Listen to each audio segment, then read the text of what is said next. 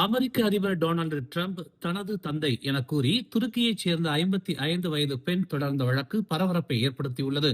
துருக்கியின் அங்காராவைச் சேர்ந்த நெக்லா ஒஸ்மன் தான் 1970ஆம் ஆண்டு ஒரு அமெரிக்க பெண்ணிற்கும் டொனால்டு டிரம்பிற்கும் பிறந்தவர் என்றும், துருக்கியில் ஒரு மருத்துவமனையில் குழந்தை மாற்றப்பட்டதால் தான் மற்றொரு தம்பதியரால் வளர்க்கப்பட்டதாகவும் கூறுகிறார்.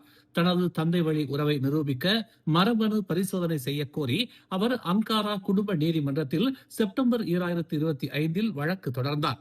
இந்த வழக்கை விசாரித்த அங்காரா 27வது குடும்ப நீதிமன்றம் போதிய ஆதாரங்கள் மற்றும் வலுவான சான்றுகள் இல்லாத காரணத்தால் அக்டோபர் 2025இல் வழக்கை தள்ளுபடி செய்தது.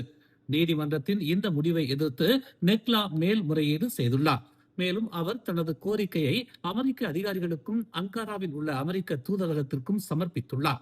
தனக்கும் டிரம்பின் குடும்பத்தினருக்கும் இடையே உடல் ரீதியான ஒற்றுமைகள் இருப்பதாக கூறும் அவர், தனக்கு எவ்வித நிதி ஆதாயமும் தேவையில்லை என்றும் உண்மையை மட்டுமே அறிய விரும்புவதாகவும் தெரிவித்துள்ளார். மேலும் செய்திகளை தெரிந்து கொள்ள தமிழ் மலர் இணையதளம், தமிழ் மலர் செயலி மற்றும் மலர் டிவி யூடியூப் சேனலை வலம் வாருங்கள். எங்களோடு இணைந்திருக்க மலர் டிவியை பதிவு செய்து கொள்ளுங்கள். உறவுகள் மகிழ்ந்திட விருப்பம் மற்றும் பகிர்வு சேவையை சொடுக்கிடுங்கள்.